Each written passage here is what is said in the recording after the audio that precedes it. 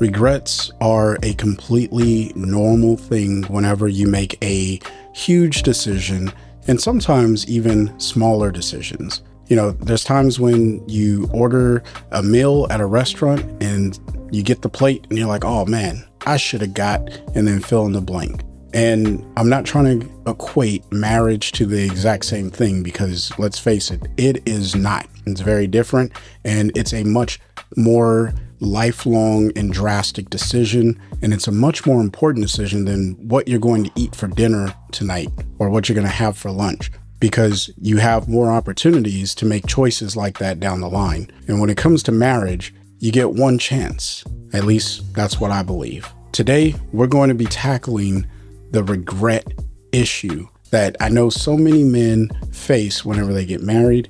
And in fact, it keeps a lot of men from crossing the threshold and making the commitment to get married because they don't want to get it wrong. Stay tuned. Welcome back to the Husband Coach's Corner, the podcast designed to help husbands learn how to love their wives and become better men in the process.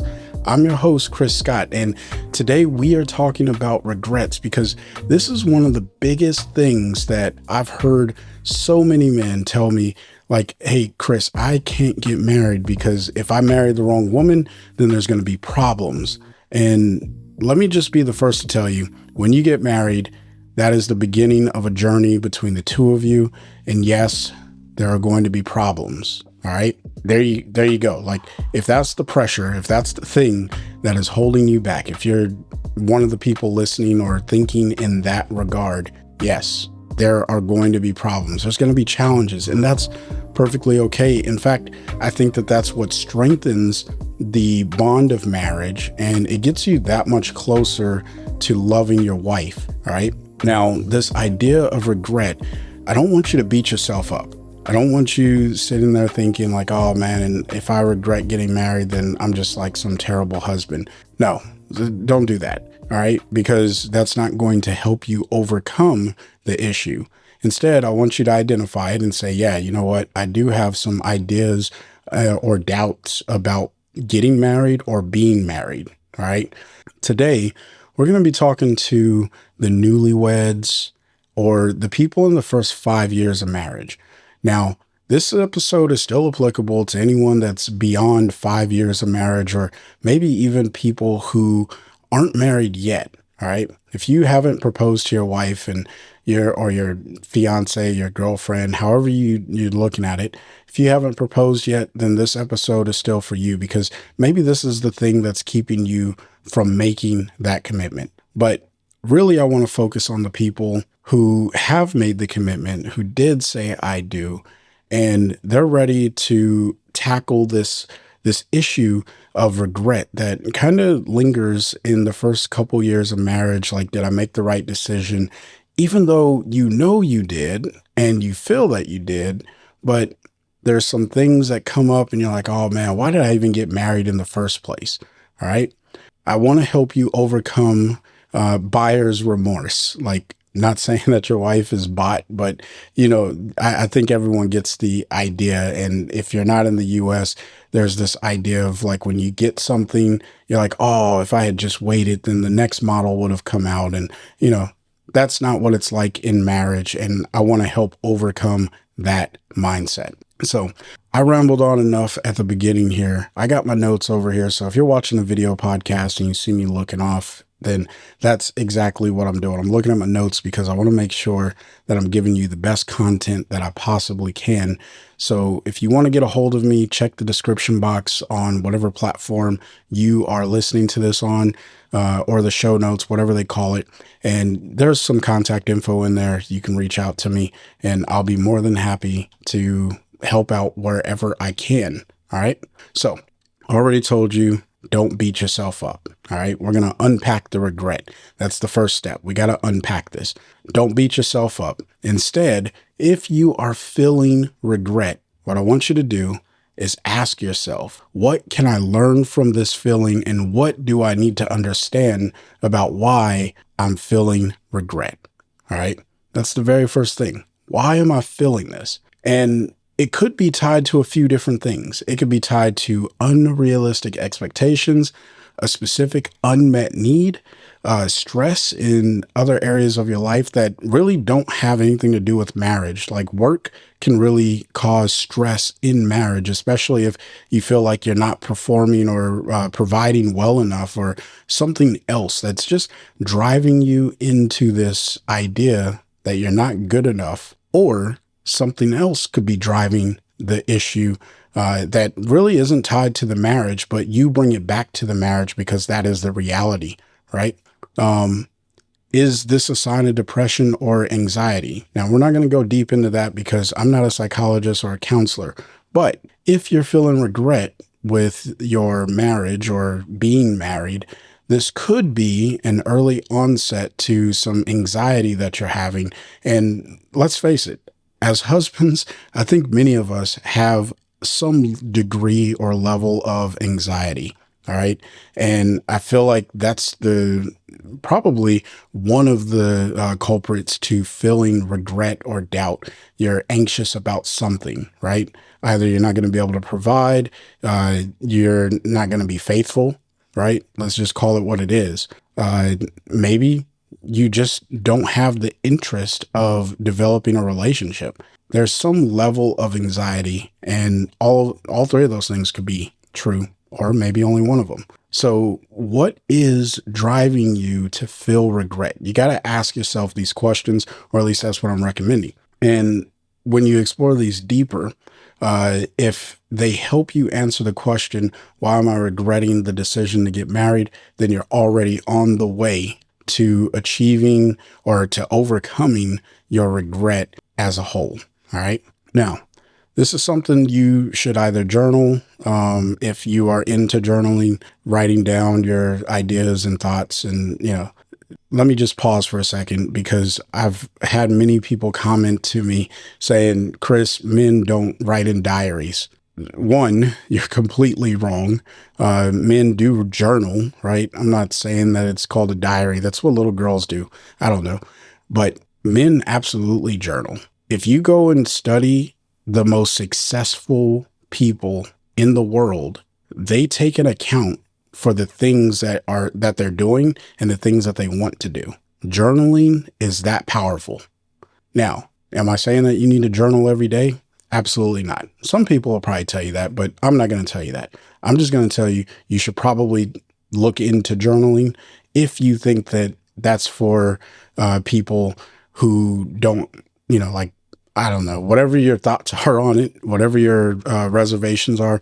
Don't take my word for it. Go do some research. Go find out the success, like habits of successful people. I guarantee you're going to find on a majority of those lists, they're going to have some form of journaling. All right. Now, if for whatever reason you're not into journaling, maybe consider talking with someone. All right. The way that we as people work through our feelings, the things that we're going through, is we talk to people. Now, I get it. Sometimes for men, having deep conversations about our feelings, it is just uncomfortable. Makes us feel vulnerable in ways that we don't like. It just really doesn't sit well with us for the most part. But if you can get past that, there is so much healing and recovering and being able to discuss your feelings with someone. Now, the person that you should discuss your feelings with has to be someone that has your best interest in mind, not a person who's just going to side with you because they feel obligated to, or they don't have any real, they don't have any desire to see your marriage be successful, right? They're not interested in seeing you be successful.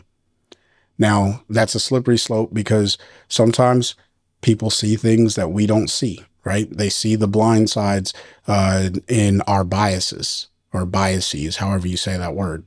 However, the people that you speak with or the person that you speak with should want to see you succeed in your marriage. So that way, as you're processing this regret issue, you have the ability to hear sound advice that's going to help you.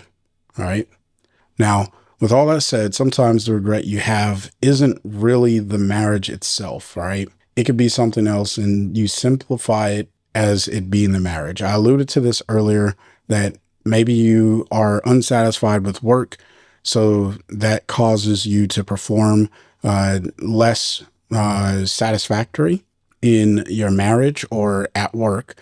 And then you come home and your wife is asking questions like, how is work? And you're like super frustrated, but you don't really want to tell her that you don't like work because you think that that's going to make her nag you or tell you, something else. And you don't really want to be encouraged. All kinds of stuff, right? Comes back to, all right, that's impacting my marriage. Now, that could have been a scenario that hits close to home. That could be a scenario like the one that I just gave. Could be a scenario that's completely far from the way that you see the world or the way that you think. The point here is, if it is something that's impacting you outside, you want to identify that because you got to deal with that separate. Now, we are a person that has multiple influences that are impacting the way that we do things, the way that we do business, the way that we see life. It impacts our worldview. It impacts our emotions.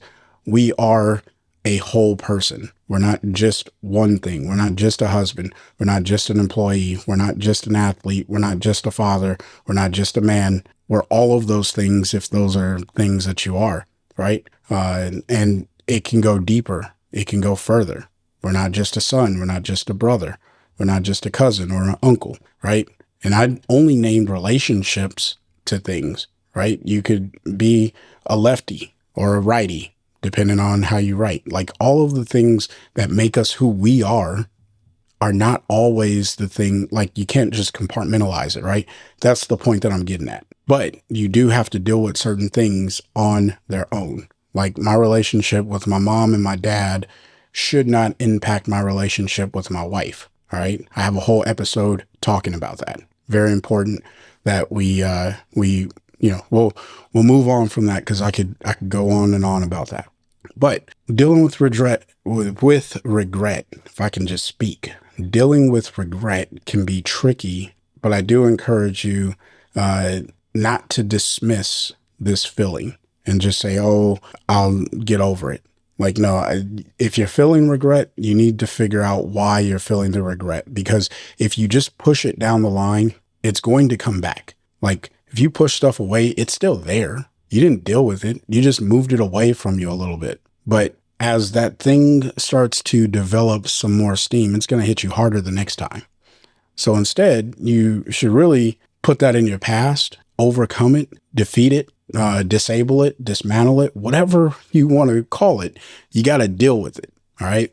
Don't just push it to the side. That's never good for anyone. So how do we do this? Well, one of the first steps, you got to remember why you said I do. Again, remember, I'm talking to newlyweds here. First 5 years of marriage. All right. If that's you, this episode is for you. First 5 years of marriage. Why did you say I do in the first place? Why did you say it? Now, here's some questions that you can ask yourself. What attracted me to my wife in the first place? What do you hope for in your marriage? What dreams do you share together with your wife? The answers to those questions are going to help you get closer to the reason you said I do. Because if you didn't answer those before you got married, well, now's a great time for you to pause and don't do anything else in this podcast. Sit down and figure out the answers to those questions. Now, there's more questions that you definitely need to answer. And, we'll get to those probably in some other episodes. But these questions right here, time and time again, have proven to be the core to overcoming regret and doubt in marriage. All right. The question about what attracted you to your wife is really the question of the origins of your foundation. We all have an attraction to our wives. All right. Unless you are in some sort of contractual marriage where you just got married so you can get some form of a benefit. I mean, I guess in a way that is the attraction, right? I don't condone those types of marriages or I don't agree with them, but that's your business, right? I'm talking to the people who had a relationship, they fell in love and they proposed. What drove you to the point of proposal? That's the attraction. You got to get very, very clear on that. Very, very clear. Okay.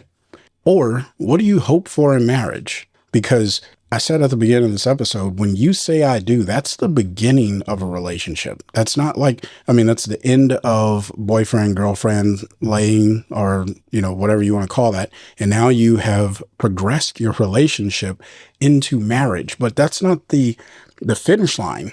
If anything, that's the start line. It's the beginning of a chapter, and you're going to go through multiple chapters in your life as a married couple.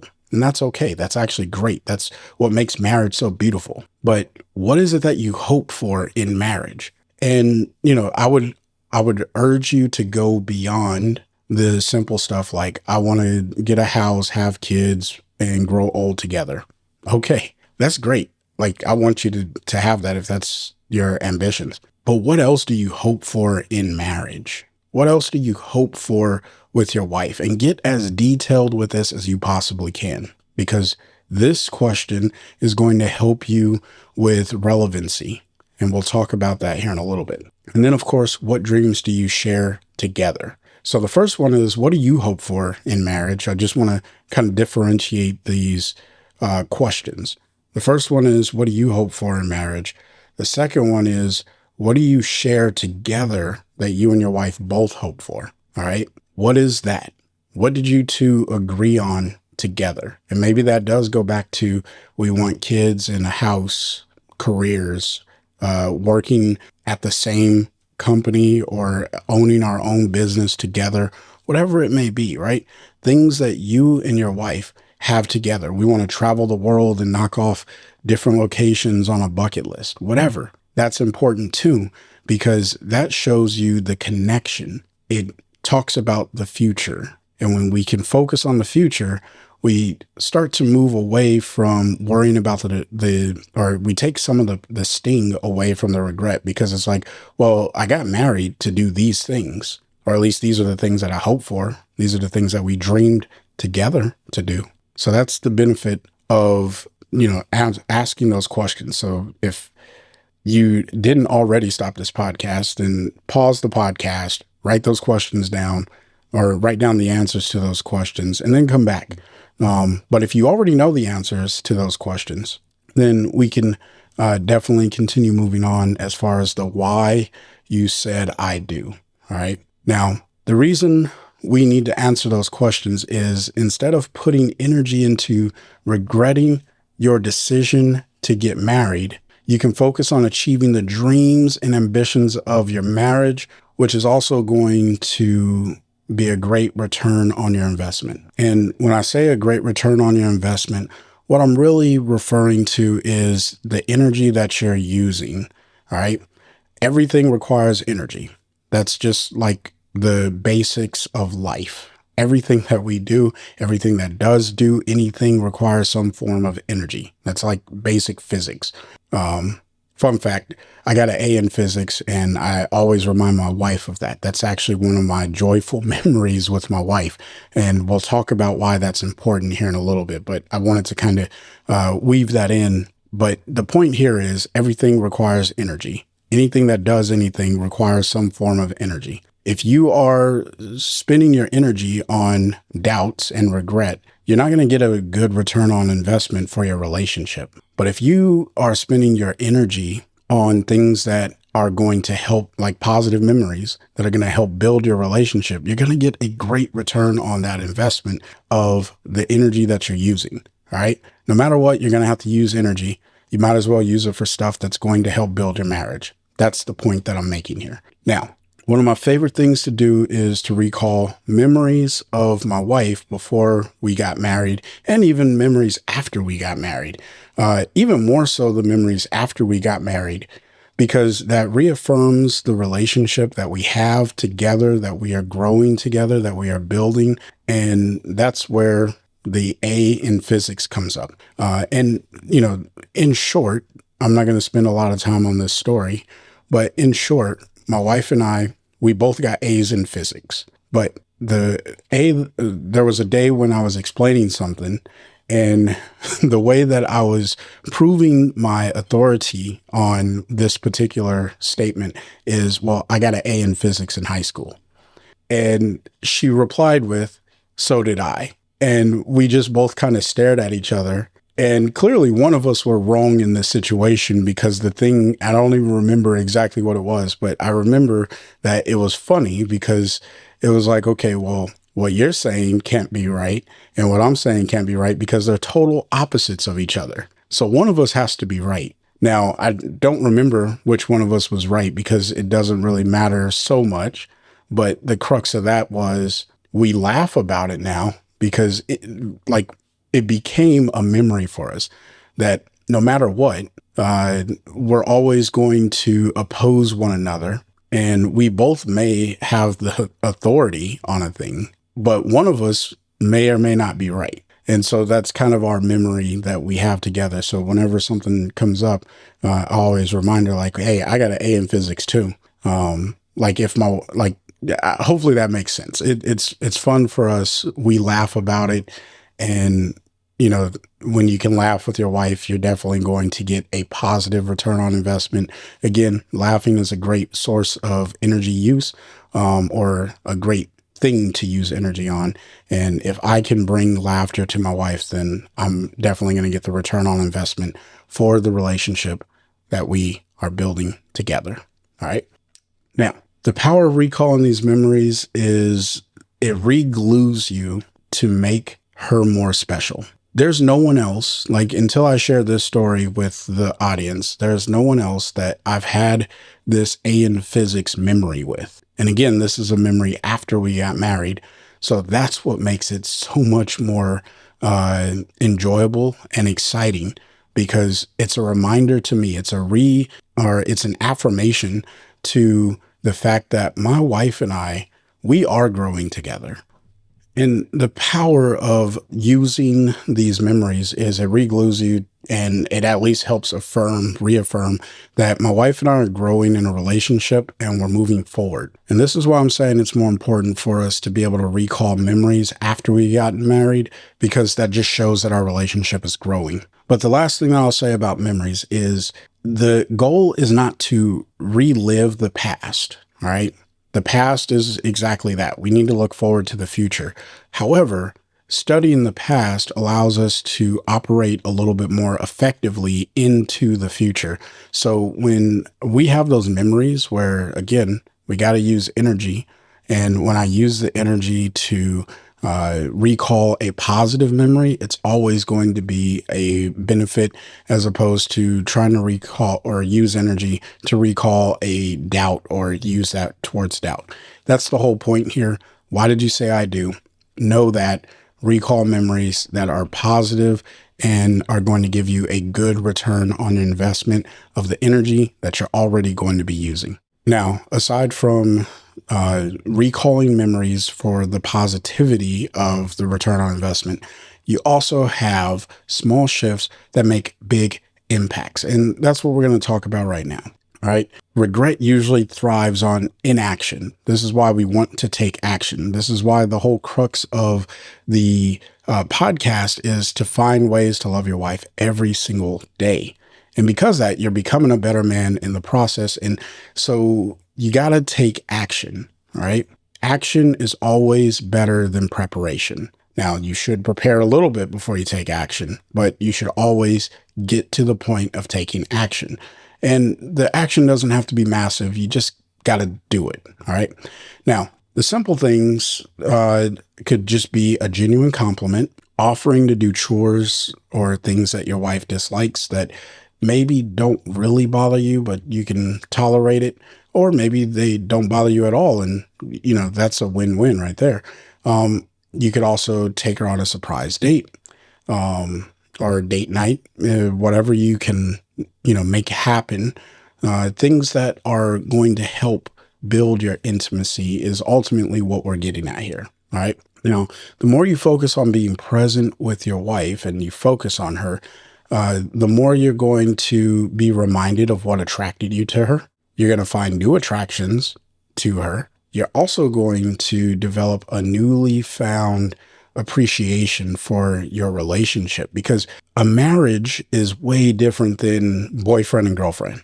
It just is. Even for people who were in a long long committed relationship where, you were boyfriend and girlfriend for like 12 years. And then you're like, all right, let's get married. And now you're in year 1, year 2, year 3, whatever it may be. And that's very different than the 12 years that you were dating or boyfriend, girlfriend, whatever label you put on that status of the relationship. Like, that matters because it does play a part and you have tons of memories built in there. However, when you get married, there's a different level of commitment because now you have entered into a covenant, and covenants have consequences. A relationship, no real consequences, but a covenant that is broken, the matrimony that is broken, has real consequences. All right. So taking action really does matter.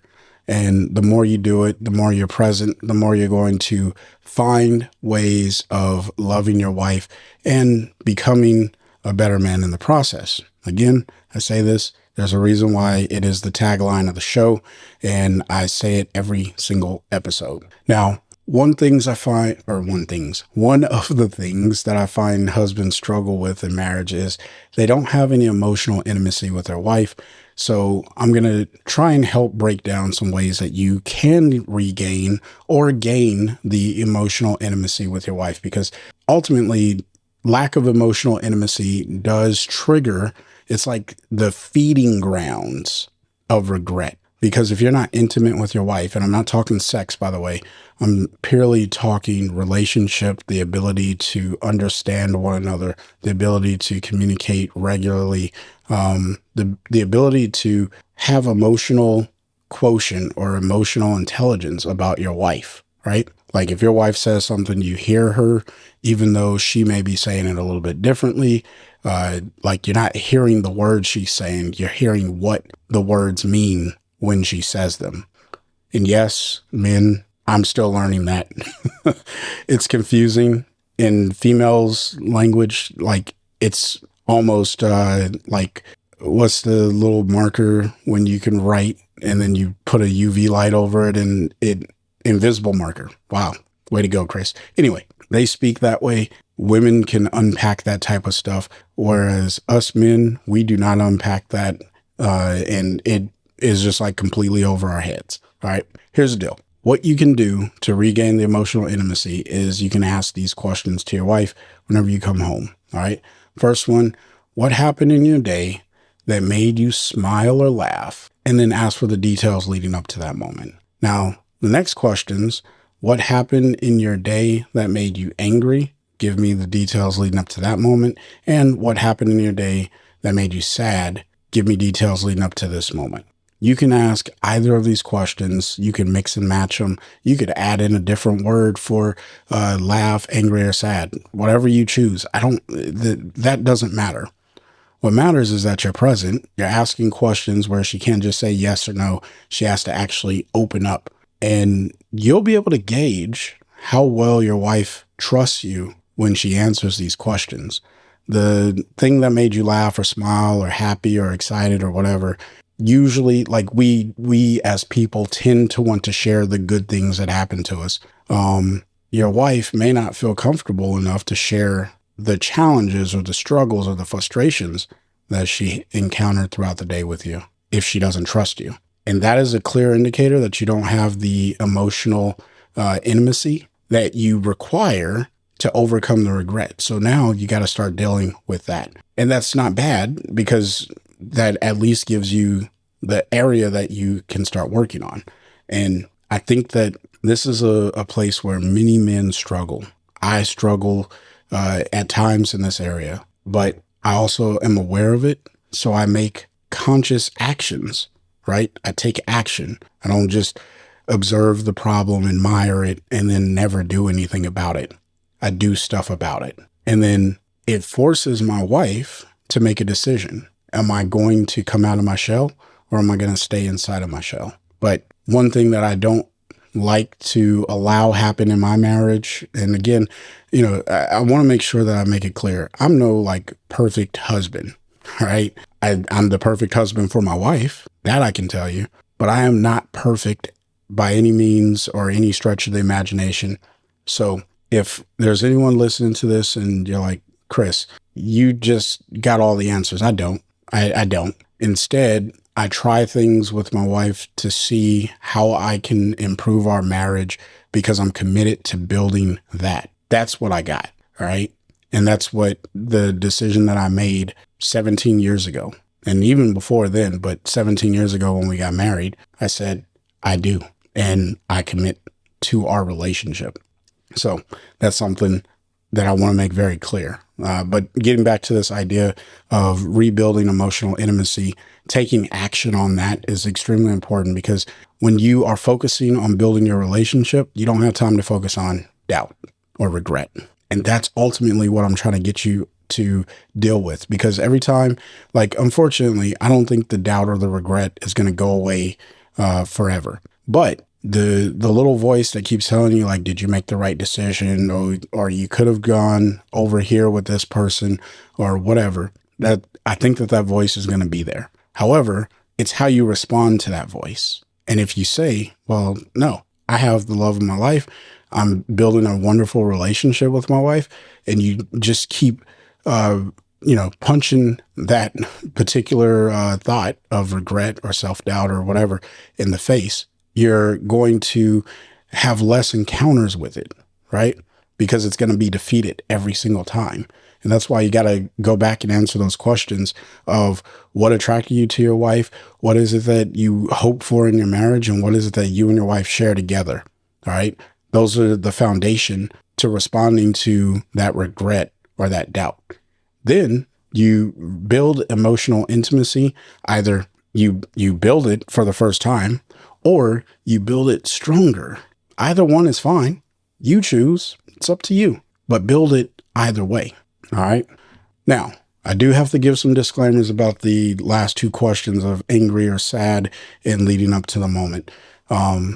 It's possible that you caused your wife to be angry or sad in that day. And you're going to get an earful about that. Deal with it. Listen to her. Be present because she's opening up to you. She's being vulnerable about the thing that's bothering her. Don't dismiss it. Don't dismiss it. Instead, hear what she's saying and then start working.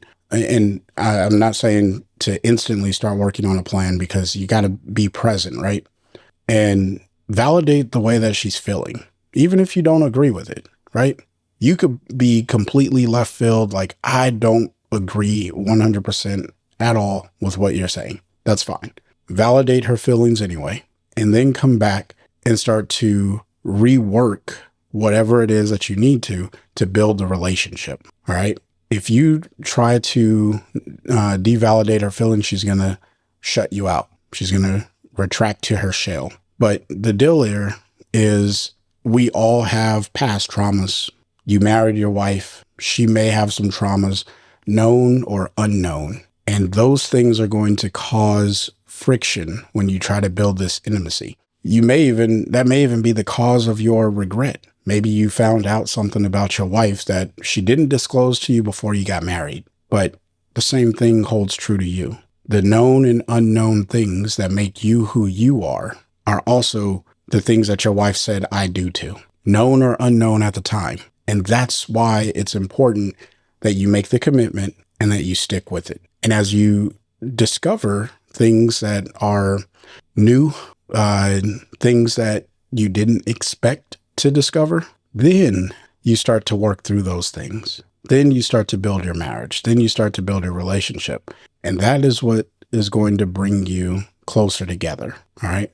I'm not saying it's easy, by the way. Like, nowhere in this podcast is Chris saying this is an easy thing to overcome. No, it's not. It's hard. And for any wives that are listening and you're like, man, why is this so hard? It's not hard for me.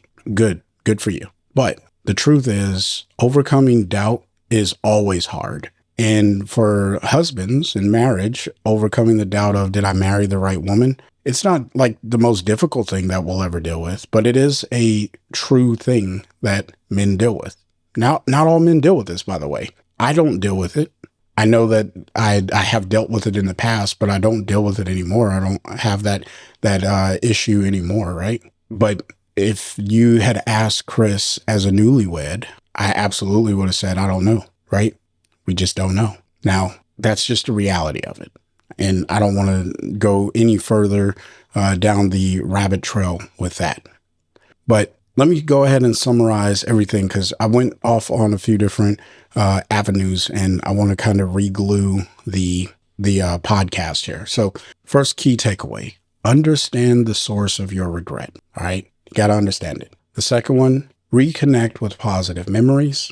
And the third one, take consistent action to build intimacy. That's the answer. Let me encourage you that joy can be found in your marriage, but are you willing to put in the work? You as the husband. And for the wives that listen to this podcast, you as the wife, are you willing to put in the work to build your joy in marriage? Are you willing to do the small, consistent actions? And because they're small, they may go unnoticed. That doesn't mean that you are not doing a good job.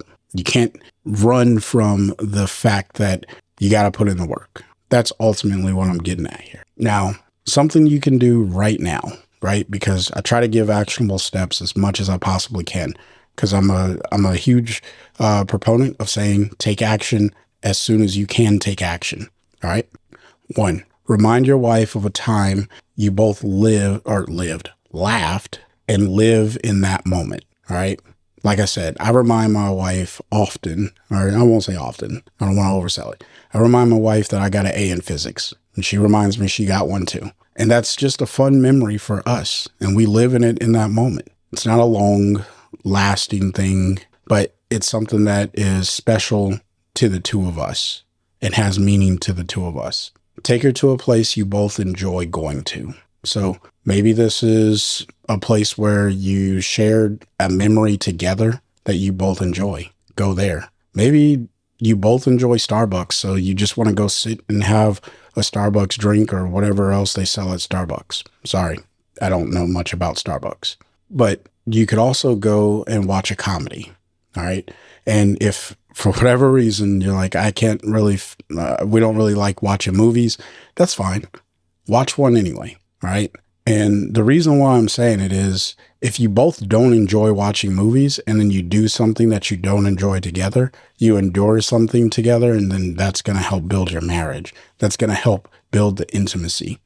And if you watch a comedy, at least it's supposed to make you laugh. And when you laugh, that is like an instant way of remembering a positive memory. Like laughing is always positive. Even if you're laughing at a bad situation, you'll still remember it because laughter is always received as positive. All right.